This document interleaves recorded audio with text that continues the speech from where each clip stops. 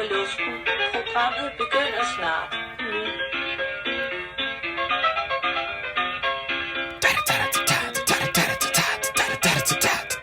Good afternoon, everyone. Welcome back to Your Brain on Air. I am your host, Oliver Larson.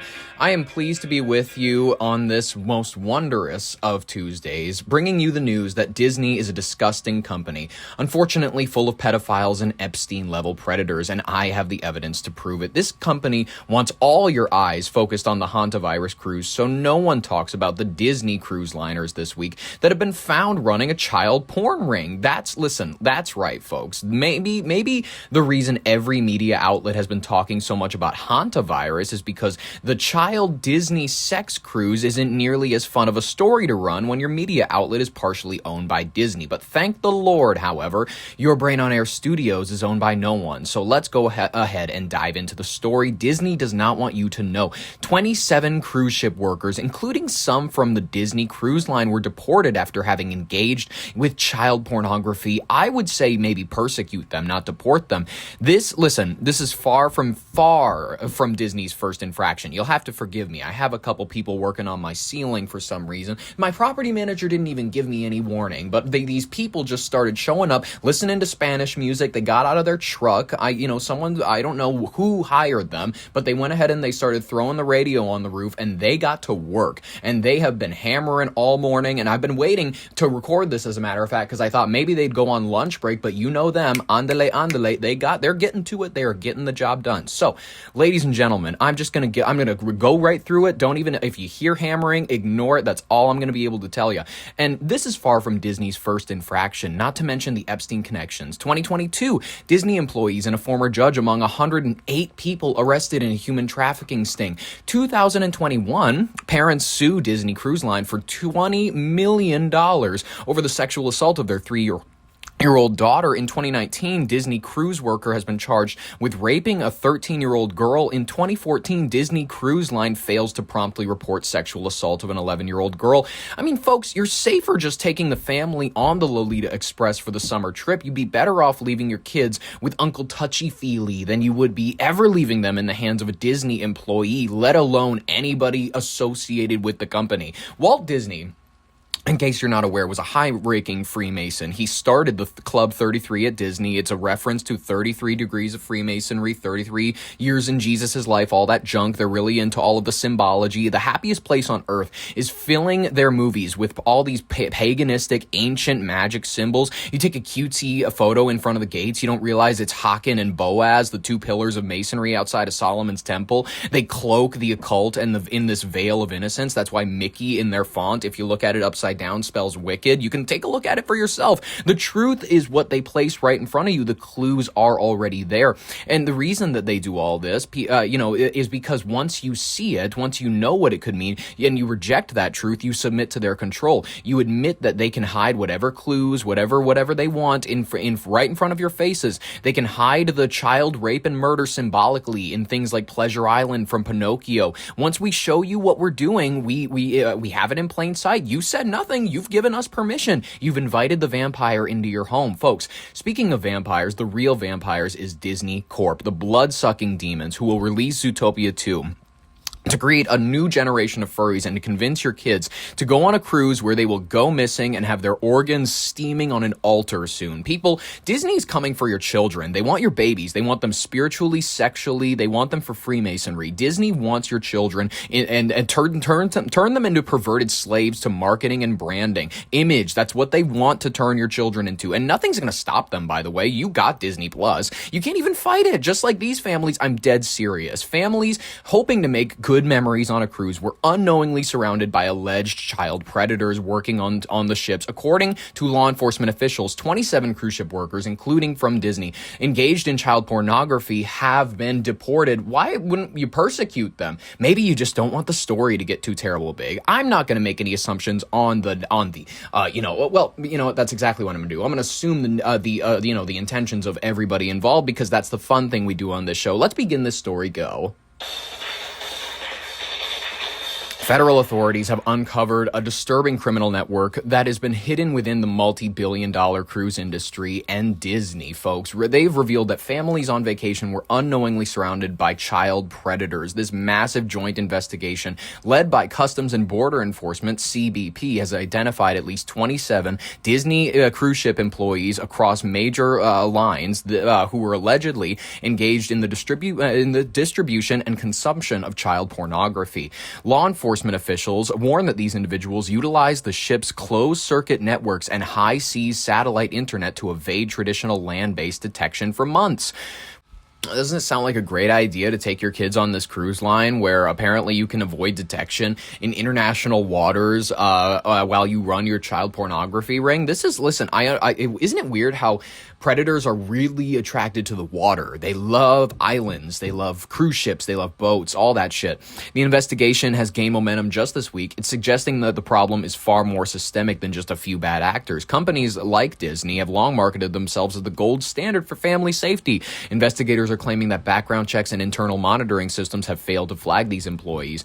And according to leak reports from the probe, some of the accused held positions that gave them direct, unmonitored access to the children's play areas and youth clubs. CBP officials state that the data seized so far indicates a digital subculture among certain crew members where illicit material was being swapped across different ships and fleets. Christ. Publicly, cruise lines have vowed zero tolerance and full cooperation with the FBI and CBP. But internal critics and legal experts are continuing to say that the industry has been far more focused on reputation management than root-level reform.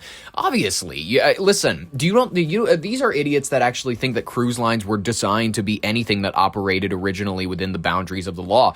Go back to the days of riverboat gambling on the Mississippi. It was always the idea, we're going to skirt the rules by going on the water, because technically the water, it's nature's territory. The law just, her reach just doesn't come out this far. That's exactly what the water has always represented. For some odd reason, we can't agree that courts should be able to enforce laws out on the water. So people are naturally going to be attracted to it. It's like, it's the new Wild West. Waterworld is the new Wild West. We're going to have islands that we're going to realize are like little settlements. The cattle towns and whatnot are going to be like, instead of cattle, it's going to be children, and they're going to be moving like hundreds of kids a day. It's going to be like Deadwood, South Dakota, one of those big cattle cities, but it's just going to be pedophiles bringing in children by the masses. That's exactly what many people don't realize is going on in international waters. It's true.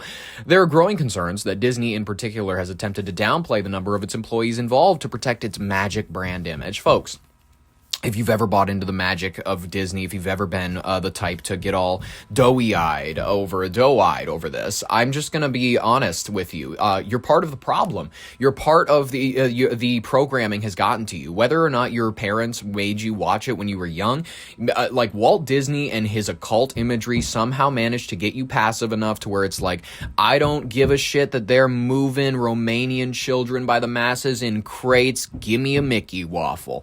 Law enforcement is suggesting that the story is going far deeper. They're hinting that the next phase of the investigation could reveal even more suspects and potentially involve grooming tactics used on unsuspecting younger passengers.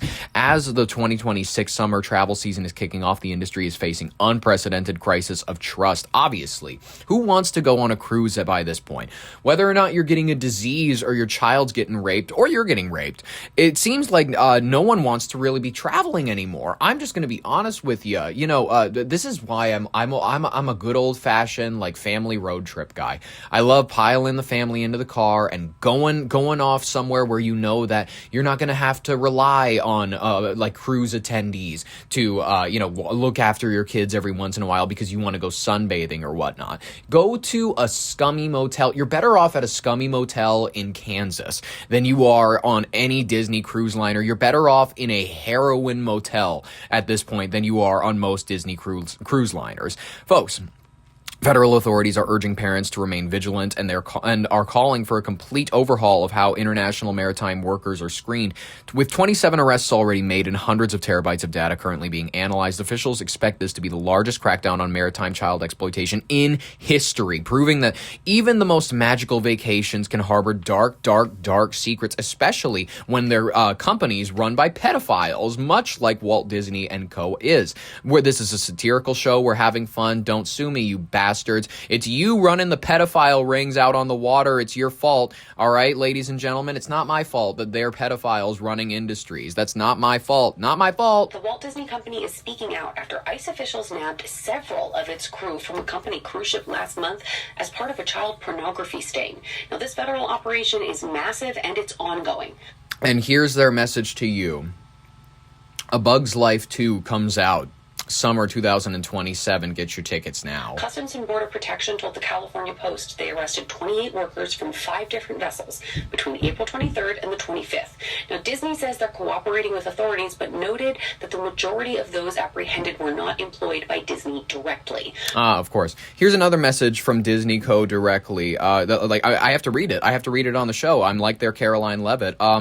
Fuck you and fuck your kids. You're lucky we didn't kill them. Man, those are pretty tense words. I mean, just like honestly, like I wouldn't have said it, but it's what they're doing, guys. A spokesperson told the Post that any who were Disney employees were fired. Quote, "We have a zero tolerance." They're like, you're lucky we just raped your son. You're lucky we didn't kill him. That's what Disney employees are out there. That's the best defense that most of these companies have, by the way. It's like, you're lucky that it was just sexual assault. You're lucky that we didn't go all the way. You're lucky we didn't bring out the ceremonial dagger. Policy for this type of behavior. Customs and Border Protection said that many of those arrested were from the Philippines, as well as one detainee from Portugal and another from Indonesia. Portugal. They also confirmed, quote, all subjects were involved in either the receipt, possession, transportation, distribution, or viewing of child sexual abuse material or child pornography. The agency has canceled their visas and are removing them from the country. Good. That's a tremendous bit of news to hear that they are being removed from this fair land, ladies and gentlemen. Spread the news. I want people talking about this. This is why I made it the first story in this episode, because this is the one that they are trying to bury. I promise you, this video is going to get no views. This video is going to get no views, and more specifically, I'm actually going to clip out this section just so we can try to get it a little bit more traction. This story needs to be shared. This story needs to be talked about, ladies and gentlemen. You know what? If you are worried about Hantavirus, I'm just going to say it right here, right now. It's exceedingly rare person to person. I'm just going to say it when it comes to the media overhype. I think that the eyeballs they want are on, they'd rather you be talking about a deadly disease more so than the chance that your next family vacation could get your child molested. That's really bad for Disney's image. And most of these, by the way, most ABC, news companies owned by Disney. Walt Disney primarily owns ABC News and associated properties, including local television stations, radio, and production news. This is fascinating. 21st Century Fox, they've also acquired a majority stake in National Geographic Partners. Very fascinating. ABC-owned International, all that junk. So, ladies and gentlemen, if you're going ABC for any of this, why do you think that they have been promulgating this? And by the way, all the people who own shares in Disney would rather their stocks not absolutely plummet because they find out that there's rape rooms being run on these things. They'd rather honestly just talk about, they'd rather get the next COVID talk going. When in all honesty, I'm starting to believe a little bit more about the idea that this is not going to be a raging pandemic. Nothing ever happens. And especially when it comes to the overhyping of certain diseases. This is probably going to run along the same lines as the Ebola outbreak that we briefly had in 2014, where, we got all sweaty for a second and then we were fine. One more sexual assault person, and then we will move on to our next story. Leslie Groff, if you are unaware. Leslie Groff, Leslie. She is a beautiful Connecticut woman. Actually, no, she's beautiful in the sense where Barbie is beautiful. She's not naturally beautiful in the sense where I don't think humans are made to look like that unless they're sort of genetic hybrids between this sort of like a breast implant and a Scandinavian woman. She's got this very wide forehead. Leslie Groff was mentioned more than 150,000 times in the Epstein files. She managed Jeffrey Epstein's world for nearly 20 years, and she has gotten away largely unscathed. If you're unaware, she's actually in Connecticut right now. You can find her. I'm not encouraging anybody to, but whatever happens, you know what I mean? You can find her, unfortunately. It's regrettable. I'm not saying that anybody should or shouldn't. I'm just saying that you shouldn't. How did a woman who was mentioned more than 150,000 times in the Epstein files get off largely unscathed? We've seen high-profile person after person issue the standard apology for ever being in Epstein's life, whether or not they were complicit in unlawful or even just unsavory acts. For some, mere email correspondence with Epstein cost them their job. Yet the woman who sat in the office next to his for nearly 20 years has somehow managed to resume her life as if Epstein had never been a part of it. In the Epstein reckoning sweeping America, Leslie Groff is an outlier. She kept his schedule, overseeing everything from his haircuts to his daily massage appointments, many of which, according to victims, were code for sex, and arranged travel for the young women Epstein took to his Caribbean island and his ranch in New Mexico. Groff was... So, ladies and gentlemen, maybe you've been in the place where you've been, high up enough to have an assistant. This is essentially what this woman was. She was an assistant. Organize my pencils before I get back. Have these filed before I get back at this time or whatever. Except in this case, it was like file these bed sheets and like make sure that this girl shows up in this room by this time. So plugged into Epstein's affairs that her name appears more than 150,000 times in the Department of Justice files. And while Groff has indeed been listed as a suspected co-conspirator in the unredacted FBI files, the government has never brought charges against her. But could she really have been entirely unaware of what was going on around her throughout her tenure with Epstein? After all, she began working for him in February of 2001 and stayed on until the day Epstein was arrested in July of 2019. That's dedication. She contacted drivers, pilots, chefs, maids, decorators, vendors, bodyguards, accountants, and personal assistants, often juggling multiple phones at once. Here's how one alleged victim described Groff's role. Jeffrey assistant Leslie Groff would call me and tell me that I needed to be at the house so often that I ended up dropping out of high school before 9th grade. In 2008, after Epstein had agreed to plead guilty, but before he was sentenced, Groff penned a letter of support meant to persuade the judge to give him a lighter sentence. In it, she portrayed Epstein as a generous, caring, and accommodating boss. No one's ever talked about their employer like this ever in the history of time. These people, I'm not saying she was, you know what, I'm allowed to make any accusation I want. It's a satirical show. This bitch was deep in. Never mind, he was deep in her, if you know what I'm saying. He was the oil derrick, she was, Western North Dakota. And I think that there was a deep love between these two, especially since Ghislaine Maxwell fell along the side in those later years. She started to do, she was a little bit more of a lady about doing her own thing, you know what I mean? I'm going to save the world's oceans and shit like that. I'm going to make people care about the sea and whatnot. She was out there being Odysseus, and she was out there saving the world, quite frankly. And Epstein, meanwhile, with this woman, I think was developing, I know there was Kyrina Shuliak. I know there was, his last girlfriend before his death and whatnot. Kyrina Shuliak, we've mentioned her in the past. But, Leslie Groff also, I feel as though he always had side bitches. This is not a man who is dedicated to just one girl. This is not someone who's, buying a girl a diamond ring. Do you know what I mean?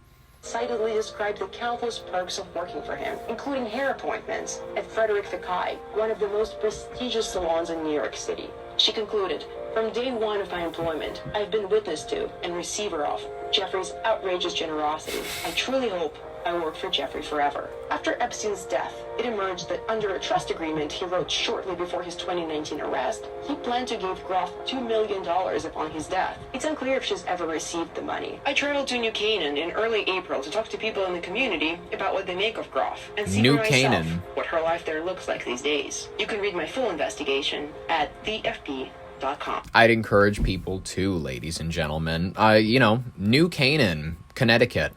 Hope she's living a comfortable life, you know what I mean, ladies and gentlemen? You trade sex for that long, you know what I mean? You run children, you know how people run drugs. This woman ran children for so long.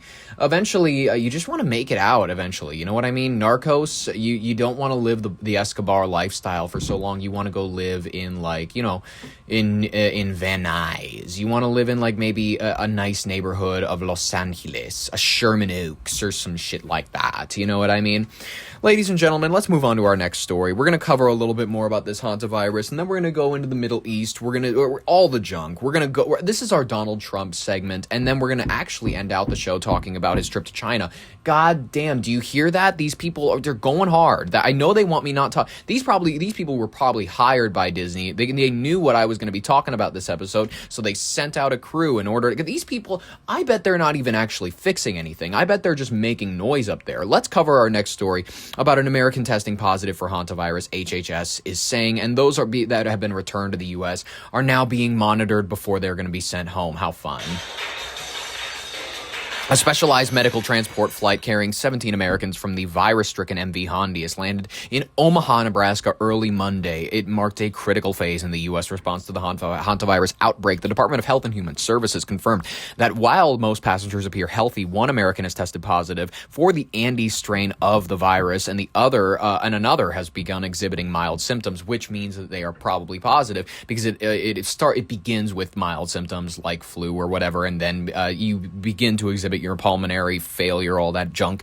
Both individuals were transported in specialized biocontainment units to a high-level as a high-level precaution to other places before being admitted to the University of Nebraska Medical Center. The arrival has sparked a debate over public safety protocols as acting CDC Director Dr. Jay Bhattacharya, I'm gonna get it one of these days, clarified that the agency is not enforcing a mandatory federal quarantine like dipshits.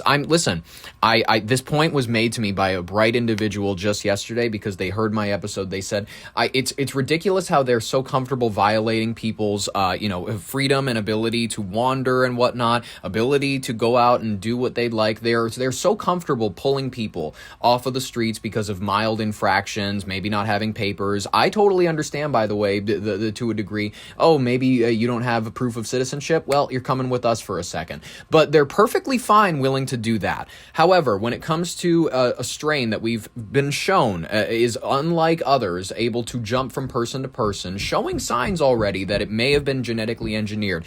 I'm not sure as to why we can't take a precautionary governmental sweep of these people's federal human rights for the greater good. Listen, human rights are not always something that you're entitled to. Your ability to be free, your ability to not be in a cage, that's not always up to you. It's up to the federal government sometimes. And I'm saying that Trump, maybe if he wants to be so hard on shit, if he wants to be so protective of the United States, maybe he should enforce the idea that if you're coming to our country with a potentially deadly virus that spreads person to person, we're not going to let you go out into our communities and infect our people. We're going to hold you. That's the real protective American strategy. But whatever, for some odd reason, he is not going to be the patriot that he should be and hold these people. Quite frankly, the patriotic thing would have been to blow the fucker up before it docked.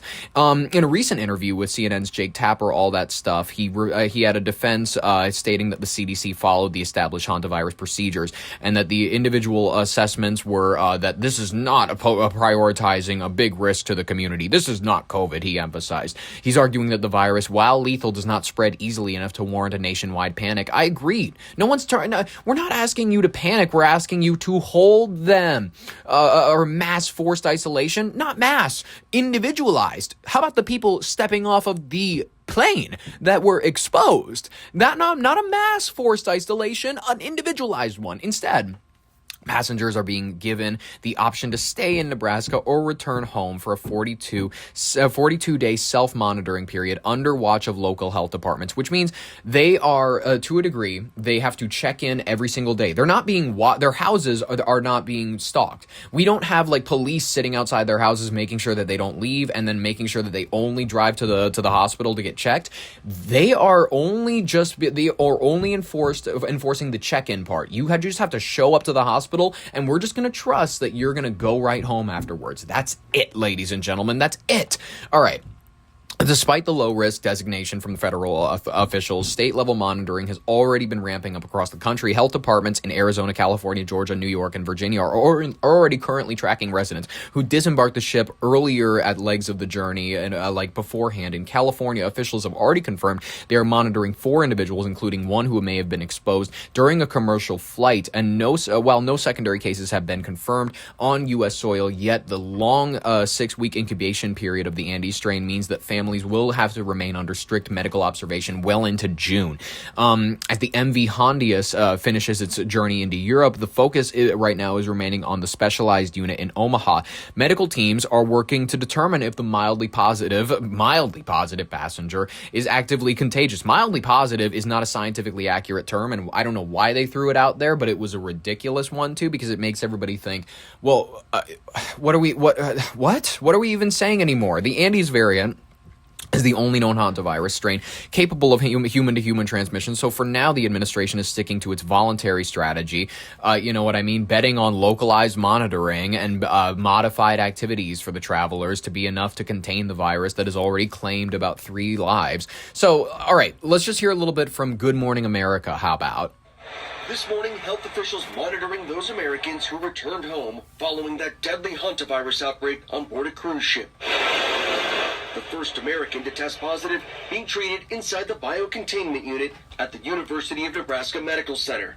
15 others are being evaluated for symptoms in the quarantine unit here. Well, fun. Once released, they will be allowed to monitor their symptoms at home or remain here for the 42-day quarantine period. Yeah, till June. The 15 who are in quarantine right now, what is life like for them? So they have their independent private rooms, kind of like a hotel room, with the exception of they can't have visitors. And then they have a healthcare team that does come in and check with them. 2 other Americans, a couple, flown to Emory University in Atlanta after one of them showed symptoms. So far, 11 cases reported worldwide. 3 have died. Maryland is monitoring 2 residents who were on a flight with a cruise ship passenger who later tested positive. Now, growing concerns the Andes virus may spread easier than previously thought, though evidence remains preliminary. We're just seeing emerging evidence, for instance, in conversations that several colleagues had with the doctor on the ship, who said that at least 3 of the people who got infected did not have close contact, and they may have had... Well, would you look at that? Isn't it strange that it's already showing signs of being genetically different than that of which we know in the native strain? Isn't that just, weird? Just casual contact, sitting next to somebody for half an hour. Back it up. I want you to hear it from his mouth once again. Colleagues had with the doctor on the ship, who said that at least 3 of the people who got infected did not have close contact, and they may have had just casual contact, sitting next to somebody for half an hour at a meal. Bro. Sitting next to somebody for a half hour at a meal. This is airports. This is train stations. This is major cities. This could take out. We're getting to the point now where this is easy transmission. This is not you have to be intimate with somebody. We're not at the level of AIDS, guys. We're not at the degree where it's you can't take your shoes off because you might step on glass at the club. I'm not saying that we're all gonna die. I'm saying that this maybe should be taken a little bit more serious in the terms of we should have just taken everybody off of that ship and burned them like the witches that unfortunately they are. Health Secretary Robert F. Kennedy Jr. maintains the government has the proper protocols in place. We have this under control, and we're not worried about it. Shana Montiel is one of the... Well, then I guess I have to trust you, RFK Jr. I have to trust you, ladies and gentlemen. As we all know, he would never lie. He would never, as per the usual. Listen, we know that the gray alien that has been piloting him for the period of time that gave him the codes to reality and whatnot, that's going to allow him to save the world. All of that, listen, it doesn't come without its errors every now and then. Sure, he's going to lie about having a pandemic perfectly contained. Whatever. Everybody lies. You know what I mean? Doesn't mean that he's not going to be president in 2034. Few Americans to have experienced the virus. The abdominal pain, I remember that hurting bad to the point where I was just having to throw up because it hurt so bad. Contracting it when she was just 5 years old in 1993. Why are we asking somebody who had it when they were 5? During the Four Corners outbreak, the biggest hantavirus outbreak to date in the U.S. My mom, she was very panicked, very worried, very stressed. There was just a lot of unknown answers, and knowing what I went through and how awful it was, like, I would not wish that upon anybody. Once cleared to quarantine at home, health officials here stressed these passengers will be escorted the entire way. We will not see them on commercial flights. How fun, ladies and gents.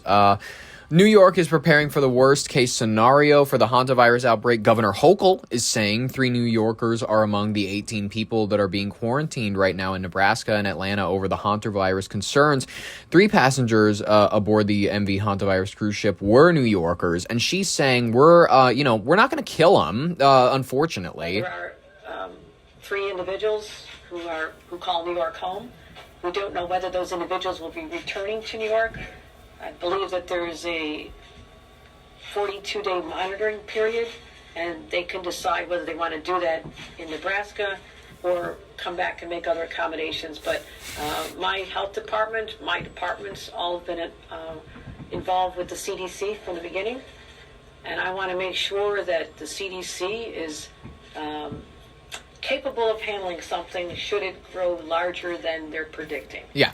You know how we're going to handle it? We're going to throw them into the Hudson. That's what we're going to do. One more bit of comfort just before we move on to another story. How about the Harvard gunman? We'll talk about that next. Health officials have declined to give a guarantee that no Americans from outside of these original ones will get the virus.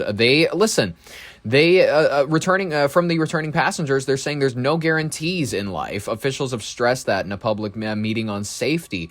They're saying that safety is remaining the top priority, but, we're trying our best. Doesn't mean we're going to get it right. Can you guarantee that no American will catch this virus from the passengers who returned to the United States? They're like, that's the plan, dummy. Emphasize that our top priority across all levels of government here and partners is the health and safety of the passengers and their communities, and that's what and to kill all of you. We're gonna send it into your communities. We're gonna kill all of you. Constantly to address through all the measures that we're. Why are you even asking me, you dumb piece of shit? We're sending the ticks out in the forest to kill the hunters. We have to send out something into the cities in order to kill people who sit on the public transport, the strap hangers. We need something for when you sit next to somebody for a half hour. That's gonna kill you. So you can guarantee no American will catch this virus from these returning passengers. No, because that's the point. There are no guarantees in life. We're putting as many measures in place as possible to ensure that people are safe and healthy, and we keep the community safe and healthy as well. You fruitcake faggot. I'm so angry. This guy, he looks like he doesn't work out. He's got this pencil neck, but he also has this really gay, really a queer eye haircut. I love it. Don't get me wrong. He's queer eye for the straight guy. I think that he looks great, but I'm just saying he's the definition of just like a little shit knocker. I'm so upset with these people that just can't give it to us straight. He's like, there's no guarantees in life. He's like, you can't. Nah. We're gonna kill all of you. We can't even guarantee that these 18 are the only 18. These are only the 18 that we've marked back when we thought that it was only the intimate person contact. Now we have no clue how many of those passengers that have disembarked are actually safe. We have no idea, because those people, technically speaking, we said, oh, you stayed in your cruise ship quarters, you stayed in your room, you should be fine. Let them go home. Those were the people that did not make the list of the 18 evacuees, all right, back to the United States and all that junk. These people, like, they were let out. They were let free into their home states, into their home countries, and whatever. I refuse to give this any more broad daylight attention. Take vitamin C, take all that other junk, and then maybe you won't die this time. Let's pray. I'm glad that a lot of the old people in my life I've lost, unfortunately, because I'm grateful that, like, I'm not going to have to put up with the fear surrounding them catching this thing and dying here pretty soon. It's like, okay, if they're going to be taking themselves out with old age, that actually feels better, because then, you know what I mean? I don't have to panic about going to a family get-together and watching them cough. It's like, all right, I already know they have emphysema. Now they're just making me nervous. Anyways, let's get into the rapid fire section of today's headlines. There's a lot of things you need to know about in order to keep your media diet healthy that we cannot dedicate 3 to 4 paragraphs to, so we're just going to blast through quite a few right now. There's been a shooting near Harvard that has left 2 with life-threatening injuries. This gooner, listen, the outfit suggests like a Fortnite kid. You know what I mean? A black beanie, it looks like. That, or he has long hair. And this, like, he's got black shorts, the black shirt and whatnot. This looks like one of those advertisements they'd put out for, like, in the 2000s when they thought video games were the reason kids were shooting up schools. If you're of a certain generation, you remember, like, the trench coat mafia. This is like what it looks like, this kid. Let's take a look at this clip. Terrifying moments outside Boston. A man. First of all, it's a man, not a kid. It's a man, by the way, who has horrible gun posture. He has, like, he's letting it shake a lot when he pulls the trigger. Assault-style rifle opening fire on this busy highway around lunchtime. Randomly pointing at traffic near Harvard University. People running for their lives, others hiding in their vehicles. I tried to crawl underneath the seats, and then I saw that it was getting closer and closer, and I could see him coming, so I crawled out of the van. 2 men in their cars were hit, suffering life-threatening injuries. Damn. Police saying the gunman fired up to 60 shots, at one point seen smashing this car window. I opened my car door to peek out to see what was going on, and the shooter was right there. He was aimed right at me. Was it like rapid? Crazy. Rapid. Like pow, pow, pow, pow, pow, pow, pow, pow, pow. A state trooper and a former Marine were nearby and jumped into action, shooting the suspect. Well, you know when you're just, like, fed up because, like, colleges and whatnot? This guy looks like he's, like, 30-something. He probably showed up trying to ask him to let him into the dorms because he's like, my girlfriend's here. You know what I mean? And then eventually when they just keep turning you away, the anger builds up. Went towards the suspect with their weapons to try to end that situation. Both the civilian and the trooper fired their weapons, and that suspect was struck multiple times in the extremities. Without their quick and selfless acts, today's situation would have been a lot worse. Authorities say the suspect, 46-year-old Tyler Brown, was on probation. Our of Boston course. Station, WCVB, reports he has an extensive criminal record, pleading guilty to a previous shootout with Boston police in 2020 after a prior conviction for assault and battery. The district attorney at the time slamming the prison sentence Brown received as too lenient. Police say this latest... Well, maybe we'll learn our lesson this time and we'll lock him up. Whatever. Colleges in general are a hot spot to be right now. If you're graduating, you might have seen this. A UCF, not UFC, goddamn. UFC doesn't have a college yet. UCF has graduates were clearly not pleased with their commencement speaker's praise of AI. It might have been praise. It's debatable as to whether or not it was praise. She said the rise of AI is the next industrial revolution. I don't know whether or not she meant this in tone as like, oh, it's a future that is unavoidable, but it's going to, give the industrial side of our lives this new boost. Or I don't know if she was trying to phrase it positively. Whatever she was trying to do, as whether you were trying to phrase it as a positive or as an inevitability, whatever it was, the kids did not like it. The rise of artificial intelligence is the next industrial revolution.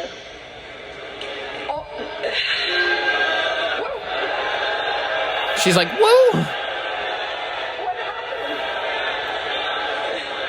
Okay, I struck a chord. May I finish? May I finish?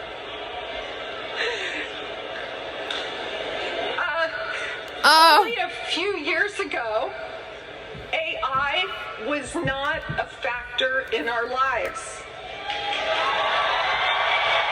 Jesus, there's like monkeys. They're like, okay, cool. I understand that people are upset with AI. They don't like the fact that it's existing or whatever. I get it. Okay, cool. Apparently, a founder of a violence interrupter group, a nonprofit, has been accused of using the federal money for his own use. These violence interrupter groups, they're common in Minneapolis, they're common in Chicago, major cities, all over the Midwest and all over the rest of the country as well. God damn, they are going tough. How many pesos did they throw you at Home Depot? They are going tough, ladies and gentlemen. All right, whatever.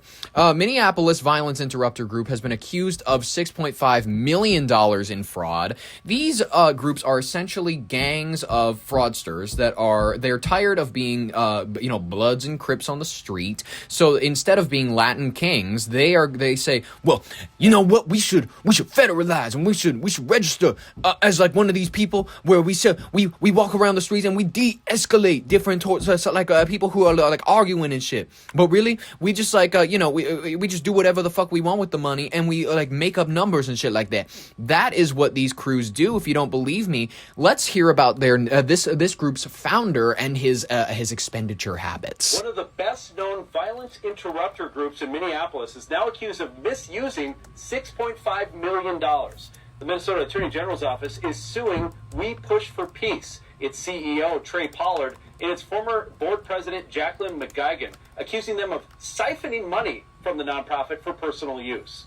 Violence interrupter groups started getting big money contracts from cities like Minneapolis after the death of George Floyd to de-escalate conflicts in the street. So stupid. That's so stupid. According to the lawsuit, Pollard treated the money We Push for Peace received through private contracts and public grants as his... Yeah, they gather all of these engineers and doctors, these really intelligent-looking motherfuckers, you know what I mean, with bandanas on their head and, like, hoodies, and they're like, we push for peace and shit like that. But they just, like, you know what I mean, they're like, we just, like, negotiate and shit, and, like, we teach kids how to play the hacky sack and shit. It's like Boys in the Hood with the saxophones, they're ripping and shit. And then he's like, Ricky! And then, whatever. I'm not going to spoil it for people who haven't seen the movie. It's fantastic. Own money. It says he spent money at Harley Davidson, a pool and spa store, to cover payroll at the former Merwin's liquor store he bought to pay his child support and his personal IRS bill. Fuck yes. The city of Minneapolis, they have to understand that 45 to maybe 60% of all money they are handing out to people in like government vouchers, maybe like they're on they're disabled, any sort of like these things. Maybe they run an autism center, any of these sorts of things. They have to realize that most of this is going to be going to paying losers child support. The lawsuit says Pollard lied under oath when the AG's office started asking questions, claiming cash withdrawals and money sent to personal friends were payroll for outreach workers. Wow. We Push for Peace is now essentially defunct, as the lawsuit says Pollard has moved much of the grocery store contracts over to his new for-profit company. The city of Minneapolis hasn't had a contract with them in over a year. Pollard did not respond to my request for comment. I'm curious why. Follow for more. Thank you, Lou Ragoose of Care 11 News. I think that he's avoiding questions actually because, and many people would think that this is a ridiculous assessment, I think he's actually pleading the fifth because he's innocent. Many people don't realize that that's the case, where like innocent people, despite stealing $6.5 million in taxpayer money and spending it on child support, drugs, weed, and other junk, God fucking damn. Do you hear these people? They're about to bust through the ceiling. All right, whatever. To remind everybody what an amazing region Minnesota is to live in, a woman is in critical condition after being hit while driving in not hit. God damn. Whatever. Let's hear about it. Critical condition after police say that someone shot her while she was driving with a child in the vehicle. Well, it happened just after 9 last night in the Fridley area around University Avenue Northeast and Interstate 694. Our Joe McCoy has been tracking this story all day and has the latest. Joe? Yeah, Morgan, police say the suspect has not been caught and they have not shared what may have led up to the shooting. Police say the woman was shot by someone in another vehicle also driving northbound on University Avenue. You can see from this drone video above the tire tracks through the grass as the victim veered off of the on-ramp. Police say the driver was transported to the hospital where she is in critical but stable condition. The child in the car was not hurt. Authorities did not release any information on a possible suspect or if the suspect had any connection to the victim. Anyone with information is asked to call the Anoka County Non-Emergency Dispatch number. Well, okay. You know, sometimes when a bitch cuts you off, it doesn't matter whether or not she's got a baby in the car. You've got to teach a bitch a lesson on how to drive. All right? Whether or not that leaves her in critical condition, that's the Minneapolis way, ladies and gents. And if you don't like it, move. All right. President Donald Trump has said that the month-long ceasefire between the United States and Iran is, quote, on massive life support. He's calling it unbelievably weak. All right, let's hear what he has to say. I would say the ceasefire is on massive life support, where the doctor walks in and says, "Sir, your loved one has approximately a 1% chance of living." It's unbelievably weak, I would say. I would call it the weakest right now. After reading a piece of garbage they sent us, I didn't even finish reading it. I said, I'm not going to waste my time reading it. I was elected to lead, not to read. I would say it's one of the weakest right now. It's on life support. It's on life support, ladies and gents. All right, speaking of Donald Trump real quick. He was polling a crowd during a Rose Garden Club dinner at the White House on a potential presidential and vice presidential candidate for the 2028 ticket. This is a quote from him. Who likes J.D. Vance and who likes Marco Rubio? Who's it going to be? Is it going to be J.D.? Is it going to be somebody else? I don't know. Oh, well, you don't know. Does anybody have... Okay, let's go. You ready? Yeah. Who likes J.D. Vance? He's not my favorite. Who likes Marco Rubio? All right. Sounds like a good ticket, J.D. That was a perfect ticket. By the way, I do believe that's a dream team, but these are minor details. That does not mean you know a lot. My endorsement under any circumstance. You know a lot about minor details. Anyways, Savannah Guthrie has revealed a new career move as her mom has still remained missing. She has revealed that we're going to move on from whatever that weird moment was back in 2026. You know how I distracted all of you from the Epstein files with all my cryy, fake, stupid videos? Please, you have to help us bring her home, all that junk. Well, now she will host a new game show, Wordle, ladies and gentlemen. Oh my goodness, if there's nothing more millennial coded than this. She made this announcement with Jimmy Fallon of all fucking people. This is very exciting. I have a big announcement to make. Of course you do, Jimmy. We've been developing Wordle as a game show for the past 2.5 years with the New York Times. Why? And it's official. We are making Wordle game show with our host, Savannah Guthrie. Come on! When did Wordle come out? Oh my gosh. We can tell everybody. I know. We've been holding this secret between... The first public version of Wordle was released back in October 2021. I don't know that anybody has been playing Wordle or like Words with Friends. Any of these dumb spelling games. I don't know that anybody's been playing these in years. That's for like a long time now. Yes. And we're going to make Wordle a game show. I'm so happy it's you. I'm so happy it's you, and you finally have something else to talk about except for your stupid, missing, dumb-ass, gone mom. Netflix is being sued for allegedly spying on children, ladies and gentlemen. What does spying on children really mean? Well, according to Texan Attorney General Ken Paxton, he has filed a lawsuit against Netflix accusing the streaming platform of allegedly collecting data on children. What? That's in the contract. Yeah, they collect data. That's what they do. And they're apparently accusing them of using design features that encourage excessive screen time. The suit also claims that the company's practices may contribute to addictive viewing habits while raising concerns over privacy protection for younger users. Okay. What are we talking about? Designed to be addictive? Any of these things? I've never understood the designed to be addictive bullshit around Instagram, TikTok, all this shit. This is an absolute Fed post now. But like, if you want to turn it off, turn it off. Like, just delete it. Don't go on social media if you can't handle the heat. Get out of the kitchen. Netflix is being sued in the US by the Texas Attorney General for allegedly spying on children and other consumers and designing the service to allegedly be addictive. The suit claims the streaming giant uses dark patterns to promote binge watching and also collecting data without user consent and selling it to advertisers for profit. Netflix has denied the claims. denied the claims. Well, maybe they're right. Maybe they're right, ladies and gentlemen. Maybe Netflix is the good guy here. Speaking of, you know what? We're going to talk about some good guys, all right? All right, Pasco County Schools are issuing a warning to all parents. Can I ask you, if you're a new parent and they're, let me ask about a certain age group.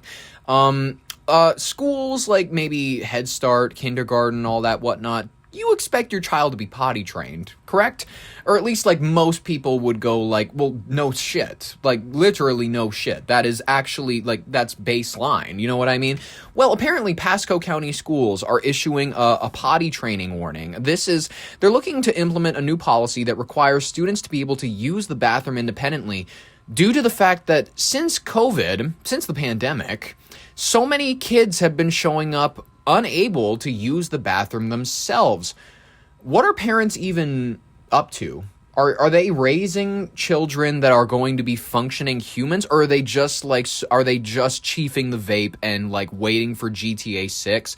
Like, are there like people that are 17 years old mentally in 28-year-old bodies having children? I'm fearing that's exactly what's going on. Pasco County Schools says that so many of their students are showing up to school not potty trained that it's now impacting the learning. It is not the kindergartner's teacher's responsibility to be changing diapers for kindergartners. What the fuck? This is as a parent, for shame.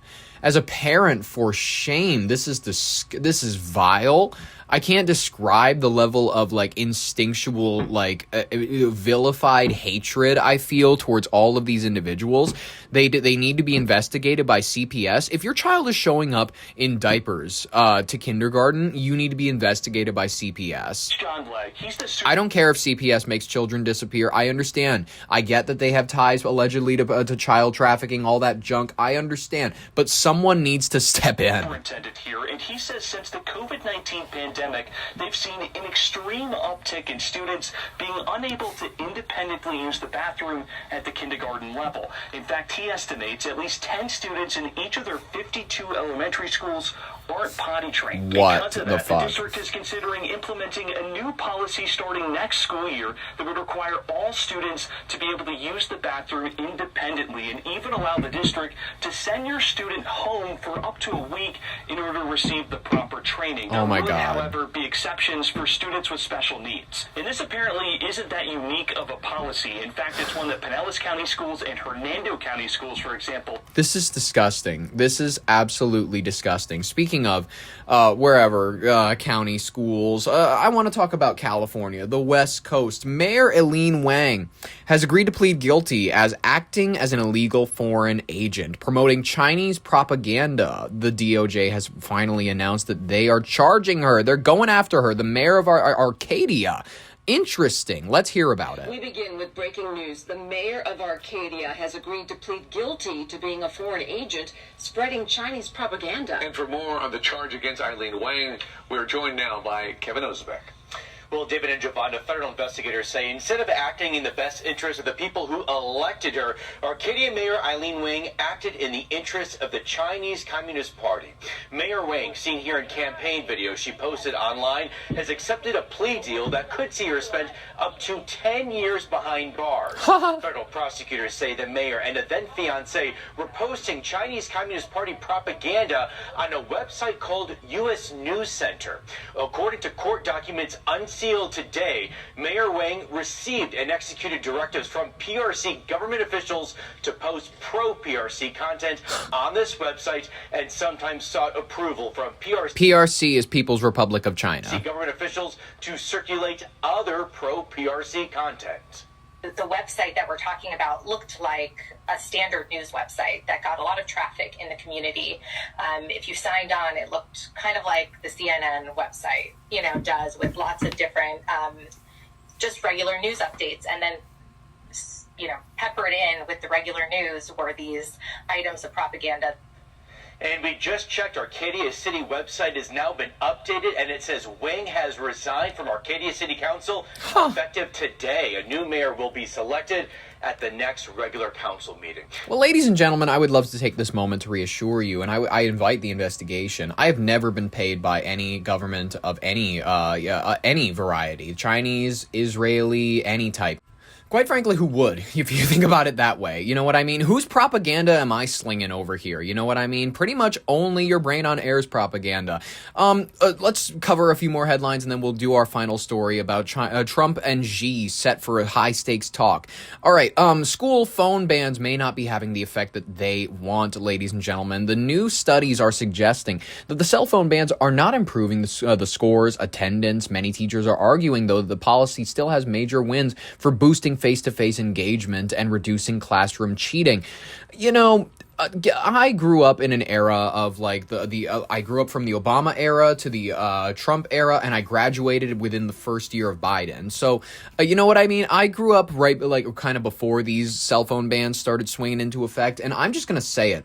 The Obama era was lit when you were able to Snapchat your buddies and whatnot. Admittedly, I was not the type of kid that was going on the apps that my friends were and chatting with 30-year-olds, where a lot of people that I knew, unfortunately, they were getting into those types of things. So I'm just trying to say, your kid might not be as well behaved as I was, where I wasn't going to the rape rooms that were available via Discord and all that shit. A lot of people, they were getting into like the porn sites, they were getting into all that junk. I was getting into playing video games very lonely. I didn't even figure out multiplayer until I was like well into my teens. So it was just independent Steam games. That's pretty much it, and Minecraft. So, you know, I wasn't the most technologically advanced kid. That Smosh videos was probably the extent of a lot of my internet use and whatnot. Angry Birds was lit back when it was on the iPod. What I'm trying to say is that, you know, kids, I don't know that a level of exposure to technology is bad. Maybe once kids start getting a little too precocious. I knew unfortunately, a lot of kids back in those days when I was growing up with phones where it's like, okay, yeah, I can understand why your parents took it away for a while. And I'd see them at school the next day. I'd be like, where are you? Where were you at? And they'd be like, my mom took away my phone. And I'd be like, I can actually see exactly why. You know what I mean? You don't seem like the type of kid who should be having one. One final headline, then we'll get into our last one. The Sherlock actor Benedict Cumberbatch, 49, was confronted by another cyclist after he allegedly ran a red light in London. There was a video showing a man in red trousers calling the actor deluded, shouting, "You're lying," during a heated exchange. An onlooker who watched the drama unfold around 5:30 p.m. on Tuesday before the row began. He saw the actor's cargo bike running a red light and the cycle lane. And another cyclist was in hot pursuit. The altercation lasted 10 minutes before the masked man left, and Benedict posed with two young fans for a selfie, said the witness. God damn. How fun. This feels like a PR stunt.